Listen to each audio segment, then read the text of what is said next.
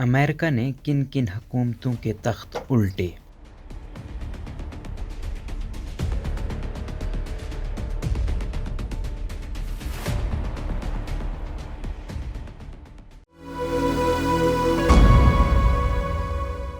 صحافی و مصنف سجاد اظہر کے مطابق عمران خان کی جانب سے ان کی حکومت بدلنے کے پیچھے امریکی ہاتھ کی موجودگی میں سچ کتنا ہے اور جھوٹ کتنا، اس کا تصفیہ تو آنے والا وقت کرے گا، تاہم یہ ایک حقیقت ہے کہ امریکہ نے سرد جنگ کے دوران دنیا کے مختلف ممالک میں 72 بار حکومتیں بدلنے کی کوشش کی ہے، اور اس کا پہلی بار انکشاف وکی لیکس میں سامنے آیا تھا۔ 1947 سے 1999 کے دوران امریکہ نے 72 حکومتوں کو بدلنے کی کوشش کی۔ وکی لیکس کے مطابق ان میں سے 66 آپریشن خفیہ تھے، جبکہ 6 ایسے تھے جہاں امریکہ نے سرعام حکومتیں گرانے کی کوششیں کی۔ یہ تمام کے تمام آپریشن سرد جنگ کے دوران کیے گئے تھے، جس میں ایک جانب اگر روس کوئی حکومت بنا رہا تھا تو دوسری جانب امریکہ اسی حکومت کو گرانے کی کوشش میں شریک تھا، بغیر جانی نقصان حکومتوں کی تبدیلی۔ امریکہ نے جن حکومتوں کے تختے الٹے، ان میں سے شاید سب سے معروف واقعہ ایران میں ڈاکٹر مصدق کی منتخب حکومت کی معزولی ہے۔ اس آپریشن کے سربراہ کرمفٹ روزویلٹ نے جب اپنے مشن کی کامیابی کی خبر امریکی صدر آئزن ہاور کو دی تو صدر، جو دوسری جنگ عظیم میں متحدہ فوج کے سپریم کمانڈر تھے، حیرت زدہ ہوئے بغیر نہ رہ سکے۔ انہوں نے روزویلٹ سے کہا کہ جو کام فوجیں بے پناہ جانی اور مالی نقصان اٹھا کر کرتی ہیں، وہ CIA نے ایک بھی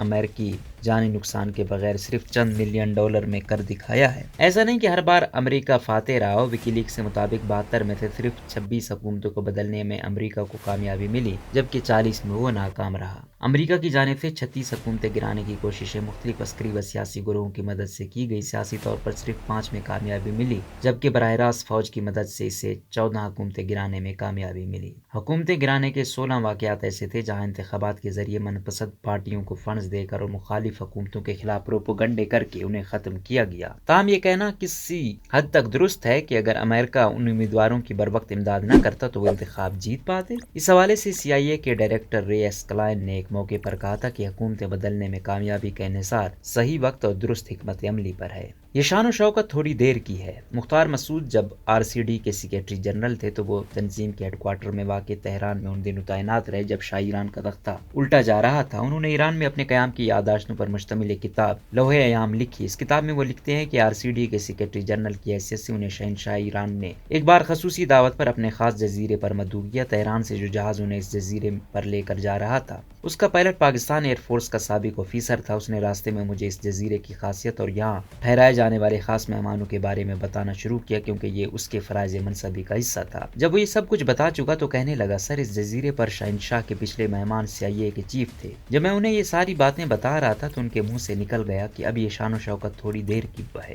پائلٹ نے کہا، سر، بظاہر شاہ مضبوط ہے اور ابھی تو اس نے اپنی شہنشاہیت کا 2500 سالہ جشن بھی منایا ہے، پھر CIA چیف یہ کیوں کہہ رہا تھا؟ لیکن بعد کے واقعات تاریخ کا حصہ ہیں کہ ایران میں شاہ کا تختہ الٹ دیا گیا اور وہاں ایک اسلام پسند حکومت برسر اقتدار آ گئی۔ لیکن یہ سوال بہرحال موجود ہے کہ امریکہ کا شہنشاہ کی حکومت ختم کرانے میں اگر کوئی کردار تھا تو اس کے بعد جو حکومت برسر اقتدار آئی اس نے تو اب تک ہر جگہ امریکہ کو چیلنج ہی کیا ہے۔ ایران 1953۔ امریکہ کے معروف جریدے فارن پالیسی میگزین نے اپنی ایک اشاعت میں لکھا کہ امریکہ نے حکومتیں بدلنے کی روش کا آغاز ایران سے کیا، جو بعد میں رکا نہیں بلکہ اب تک جاری و ساری ہے۔ اگرچہ اس سے پہلے شام میں 1949 میں فوجی حکومت کے قیام کے پیچھے بھی امریکی ہاتھ ہی بتایا جاتا ہے، تاہم ایرانی وزیر اعظم ڈاکٹر مصدق سرد جنگ کے دوران امریکہ کا پہلا نشانہ بنے۔ 1953 میں جب ایران کے وزیر اعظم ڈاکٹر مصدق نے شاہ کی اتھارٹی کو چیلنج کرتے ہوئے ایران کی تیل کی صنعت، جس کا انتظام پہلے برطانوی کمپنیاں چلا رہی تھیں، اسے قومیہ لیا اور انہیں نہ صرف حکومت سے بے دخل کر دیا گیا بلکہ گرفتار بھی کر لیا گیا، جہاں ان کی باقی زندگی نظر بندی میں گزری۔ بعد ازاں اس حوالے سے امریکہ نے جو خفیہ دستاویزات افشاں کی ان میں کہا گیا تھا کہ اگر اس وقت یہ قدم نہ اٹھایا جاتا تو ایران روسی بلاک میں نہ چلا جاتا۔ یہ وقت تھا جب سرد جنگ عروج پر تھی اور امریکہ کوریا میں روسی اور چینی فوجوں کے ساتھ ایک غیر اعلانیہ جنگ میں شریک تھا۔ گوئٹے مالا 1954۔ امریکہ ابتدا میں گوئٹے مالا کے صدر جیکب آربنز کی مدد کر رہا تھا، تاہم جب گوئٹے مالا کے صدر نے زرعی اصلاحات کی تو امریکی کمپنیوں کے مفادات کو خطرہ لاحق ہو گیا۔ اس کے بعد امریکہ نے گوئٹے مالا کے صدر کے مخالف باغیوں کو اسلحہ فراہم کیا گیا۔ گوئٹے مالا کی بندرگاہ کی ناکہ بندی کر دی گئی، جس پر صدر آربنز اپنا عہدہ چھوڑنے پر مجبور کر دیے گئے۔ انڈونیشیا 1958۔ انڈونیشیا میں سکارنو کی حکومت کو اس وقت مشکلات پیش آئیں جب اس کے کئی علاقائی کمانڈروں نے جکارتا سے خود مختاری کا مطالبہ کر دیا۔ فروری 1958 میں سماٹرا اور سلاویسی سے سویکارنو کے خلاف اتحاد قائم کر لیا، جس میں کئی سیاسی رہنما بھی شامل ہو گئے۔ امریکہ نے کمیونسٹ پارٹی کے خلاف اس اتحاد کو اسلحہ فراہم کیا۔ سویکارنو کے حامی اور مخالفین میں جنگ چھڑ گئی۔ اس دوران ایک امریکی جہاز بھی مار گرایا گیا۔ سویکارنو نے 1958 تک بغاوت کو کچل دیا، جس کے بعد صدر جان ایف کینیڈی نے سویکارنو کو واشنگٹن بلایا اور اسے اربوں ڈالر کی امداد دی۔ کیوبا 1959۔ امریکی صدر ایزن ہاور اور کینیڈی نے کیوبا کے صدر فیڈل کاسٹرو کے مخالف رہنماؤں کو اسلحہ اور مالی مدد فراہم کی تاکہ وہ کاسٹرو کی آمریت کے خلاف جدوجہد کر سکیں۔ CIA نے فیڈل کاسٹرو کو مارنے کے لیے کئی بار کوششیں کی، مگر اسے ہر بار ناکامی ہوئی۔ کانگو 1960۔ کانگو کی آزادی کے بعد جب وہاں کے وزیر اعظم پیٹریس لموبا کی جانب سے بیلجیم کے معاشی مفادات کو خطرہ لاحق ہوا تو کانگو کے صدر نے وزیر اعظم کو عہدے سے ہٹا دیا، جس پر برطرف وزیر اعظم نے روس کی طرف رجوع کر کے فوجی مدد حاصل کرنے کی کوشش کی تو انہیں CIA نے نشانہ بنایا۔ اسے پہلے زہر دے کر ہلاک کرنے کی کوشش کی گئی، لیکن ناکامی پر انہیں پہلے گرفتار کیا گیا اور بعد ازاں مار دیا گیا۔ عراق 1960 اور 63۔ عراقی وزیر اعظم عبدالکریم قاسم نے 2 سال پہلے مغربی حمایت یافتہ عراقی امیر فیصل دوم کو نکال باہر کیا تھا۔ ان کی حکومت میں کمیونسٹ پارٹی کا رسوخ بڑھ رہا تھا اور وہ کویت پر حملہ کرنے کی دھمکیاں بھی دے رہے تھے، جس پر عراق اور برطانیہ کے درمیان جنگ کی صورتحال پیدا ہو گئی تھی۔ امریکہ نے قاسم کو قتل کرنے کی کوشش کی جو ناکام ہو گئی۔ قاسم کی کابینہ کے 16 ممبران میں سے 12 باس پارٹی کے ارکان تھے۔ جب قاسم نے جمال عبد الناصر کی جانب سے متحدہ عرب ریپبلک قائم کرنے کی تجویز کی حمایت نہیں کی تو اس کے خلاف ہو گئے اور 8 فروری 1963 کو قاسم کو باس پارٹی کے ایک اسکواڈ نے فائرنگ کر کے قتل کر دیا۔ امریکہ نے نئی حکومت کے ساتھ اتحاد بنا لیا، مگر جلدی احمد حسن البکر نے امریکی حمایت یافتہ صدر عبدالسلام کو نکال باہر کیا۔ Dominican republic 1961۔ رافائل تراجیلو کی آمریت کے دوران ڈومینیکن ریپبلک میں ہیٹی کے ہزاروں باشندوں کو نسل پرستانہ فسادات کے دوران مار دیا گیا اور وینزویلا کے صدر کو بھی ہلاک کرنے کی کوشش کی گئی، جس پر اسے سیاسی مخالفین کی جانب سے قتل کر دیا گیا۔ اگرچہ اس کے قاتل نے بیان دیا کہ اس نے یہ قتل کسی کے کہنے پر نہیں کیا، مگر بعد ازاں معلوم ہوا کہ اسے 3 پستول اور گولیاں امریکہ کی جانب سے فراہم کی گئی تھی۔ جنوبی ویتنام 1963۔ امریکہ جنوبی ویتنام میں کافی اثر و رسوخ حاصل کر چکا تھا کہ وہاں کے صدر ناگودن نے بدھ مت سے تعلق رکھنے والے مخالفین پر عرصہ حیات تنگ کرنا شروع کر دیا، جس پر امریکہ اور اس کے درمیان تناؤ پیدا ہو گیا۔ پینٹاگون پیپرز کے مطابق 23 اگست 1963 کو جنوبی ویتنام کے کچھ جرنیلوں نے ایک پلان امریکی حکام کے سامنے رکھا، جس کے بعد جرنیلوں نے اسی سال 1 نومبر کو صدر کو ہلاک کر دیا۔ اس کے لیے CIA فنڈ سے $40,000 کی ادائیگی کی گئی۔ برازیل 1964۔ امریکہ کے برازیل میں سفیر لنکن گورڈن نے لکھا کہ برازیلی صدر جاؤ گولاٹ برازیل کو چین کی طرف پر آگے لے کر جا رہے تھے، جس پر امریکہ نے برازیل کی فوج کے سربراہ کاسٹیلو برانکو کے ذریعے 1964 میں برازیل کے صدر کا تختہ الٹ دیا۔ اس دوران CIA نے صدر کے خلاف مظاہرین کو پیسہ اور اسلحہ دیا۔ اس وقت کے امریکی صدر لنڈن B جانسن نے حکم دیا تھا کہ برازیلی صدر کو اس کے عہدے سے ہٹانے کے لیے ہر ممکن قدم اٹھایا جائے، جس کے بعد 1985 تک برازیلی فوج نے ملک پر حکومت قائم کی۔ چلی 1973۔ 1970 میں جب ایک سوشلسٹ رہنما سلواڈور الیاندے انتخابات میں کامیابی حاصل کر کے صدر بن گئے تو صدر رچرڈ نکسن نے CIA کو ہدایت کی کہ چلی کی معیشت کو تباہ کر دیا جائے۔ اس مقصد کے لیے CIA نے چلی کے 3 گروہوں کے ساتھ کام کیا اور انہیں اسلحہ فراہم کیا، مگر یہ سازش کامیاب نہیں ہو سکی۔ اس کے بعد جنرل اگستو پنوشے کے ذریعے صدر کے خلاف 1973 میں بغاوت کروائی گئی، جس نے اپنے مخالفین کو چن چن کر قتل کیا، مگر CIA نے نئی حکومت کی مدد جاری رکھی۔ افغانستان 1979 سے 1999۔ اپریل 1978 میں کمیونسٹ نظریات رکھنے والی people's democratic party of Afghanistan اقتدار میں آ گئی، جس کے خلاف مشرقی افغانستان میں بغاوت شروع ہو گئی۔ جلد اس بغاوت نے خانہ جنگی کی صورت اختیار کر لی۔ روس نے حکومت کی مدد کے لیے اپنی فوجیں بھیج دیں۔ دوسری جانب امریکہ نے پاکستان میں فوجیوں کی مدد کے لیے تربیتی کیمپ قائم کیے۔ ستمبر 1979 میں صدر نور محمد ترکی کو حافظ الامین کے لوگوں نے قتل کر دیا۔ بعد میں حافظ الامین کو روسی فوج نے قتل کر دیا۔ آنے والے سالوں میں افغانستان امریکہ اور روس کے درمیان میدان جنگ بن گیا۔ امریکہ نے پاکستان کے ذریعے افغان مجاہدین کو اربوں ڈالر دیے، جس کی وجہ سے سرخ فوج کو افغانستان میں بدترین شکست کا سامنا کرنا پڑا۔ ترکی 1980۔ ترکی میں 12 ستمبر 1980 کی فوجی بغاوت سے ایک روز پہلے 3000 امریکی فوجی ترکی پہنچے۔ 1981 کے اختتام پر امریکن ٹرکش ڈیفنس کونسل کا قیام عمل میں آ چکا تھا۔ ترکی میں کامیاب فوجی بغاوت کے بارے میں انقرہ میں CIA کے اسٹیشن چیف پال ہنزے نے تسلیم کیا کہ ترکی کی حکومت کا تختہ الٹنے کا کارنامہ ہمارے لوگوں نے سر انجام دیا ہے۔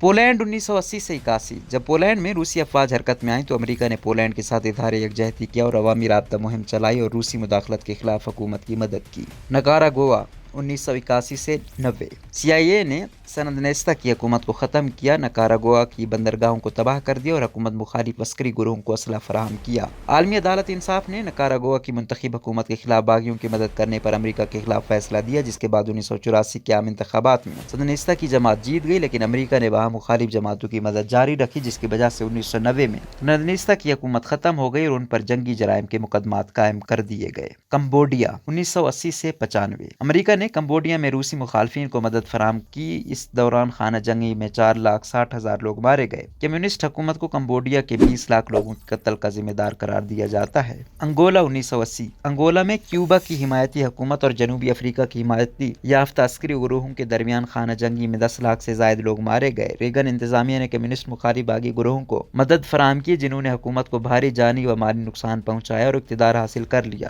تاہم امریکی حمایت یافتہ رہنما سومبی کو فوج نے 2002 میں قتل کر دیا۔ اس کے بعد سے انگولا 2 متحارب گروپوں میں تقسیم ہے۔ فلپائن 1986۔ امریکہ نے کئی دہائیوں تک صدر مارکوس کی حمایت کی، لیکن پھر اچانک اس نے مارکوس کو مستعفی ہونے پر مجبور کیا اور ایکینو کے حق میں دستبردار کروایا۔ افغانستان 2001۔ امریکہ نے 11 ستمبر کے حملوں کو جواز بناتے ہوئے طالبان کی حکومت ختم کر کے اقتدار شمالی اتحاد اور دیگر اتحادی رہنماؤں کے سپرد کیا۔ تاہم 2021 میں افغانستان سے امریکی فوجوں کے انخلاء کے بعد طالبان نے دوبارہ اقتدار پر قبضہ کر لیا۔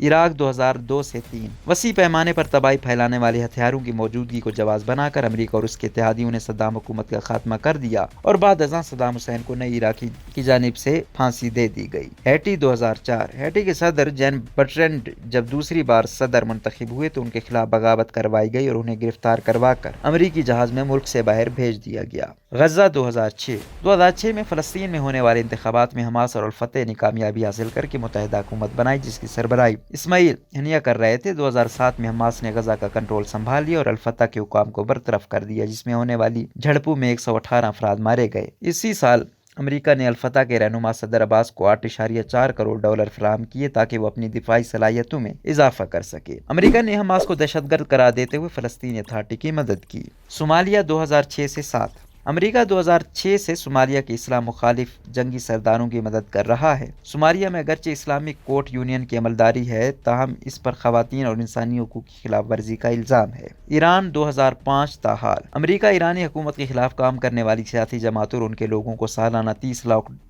دے رہا ہے، جو ایران اور ایران سے باہر حکومت کے خلاف سماجی میڈیا اور دیگر ذرائع کو استعمال کرتے ہوئے کام کر رہے ہیں۔ امریکی کانگریس نے 2006 میں ایرانی حکومت مخالف گروہوں کی مدد کے لیے فریڈم اینڈ سپورٹ ایکٹ منظور کیا، جس کے تحت انہیں سالانہ $1 کروڑ کی امداد دی جا رہی ہے۔ امریکی چینل ABC نیوز نے انکشاف کیا تھا کہ 2007 میں صدر بش نے ایران میں بغاوت کے لیے $40 کروڑ خرچ کرنے کی منظوری دی تھی۔ CIA نے سنی تنظیم جند اللہ کی مدد بھی کی۔ اس طرح امریکی ایران میں برسرِ پیکار تنظیموں کی مدد بھی کر رہا ہے تاکہ وہاں حکومت بدلی جا سکے۔ لیبیا 2011۔ عرب بہار کے دوران جب لیبیا میں حکومت مخالف مظاہرے شروع ہوئے تو امریکہ نے وہاں اپوزیشن کی مدد کے لیے اسلحہ فراہم کیا اور قذافی کی فوجوں پر بمباری کی، جس کی وجہ سے کرنل قذافی کی حکومت ختم ہو گئی اور انہیں ہلاک کر دیا گیا۔ شام 2012 تاحال۔ صدر اوباما نے شام میں حکومت کی تبدیلی کے لیے اپنے اداروں کو احکامات دیے۔ 2012 میں فری شام نام کی ایک فوجی تنظیم کی بنیاد رکھی گئی اور انہیں ہتھیاروں اور دیگر امداد کی مد میں $1 ارب سے زائد کی مدد فراہم کی گئی۔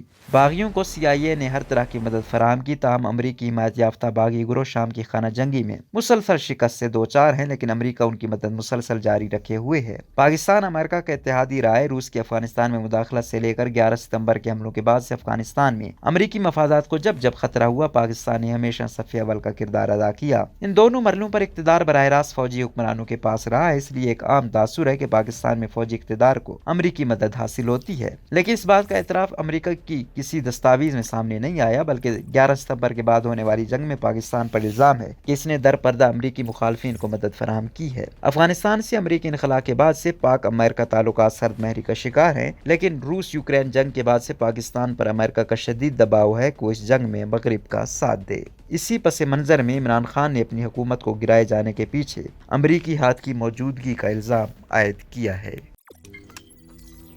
روزنامہ قدرت کی ویڈیو دیکھنے کے لیے ابھی YouTube چینل پر سبسکرائب کریں اور بیل آئیکن پر بھی کلک کریں۔